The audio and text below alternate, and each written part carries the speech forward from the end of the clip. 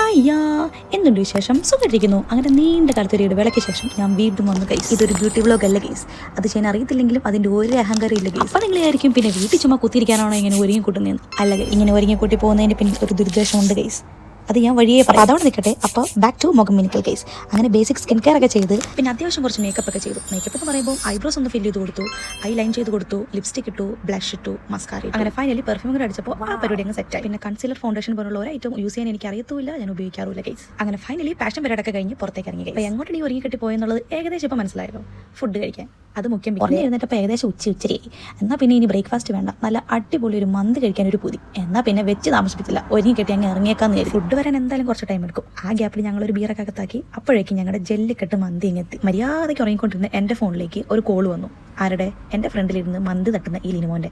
ആശാനാണ് എന്നെ മന്തി കഴിക്കാൻ പ്രേരിപ്പിച്ചത്. ഉച്ചയായപ്പോഴത്തേക്കും വിളിച്ചിട്ടുണ്ട്, നല്ല ചൂടൻ മന്തി കഴിക്കാൻ പോയാലോ.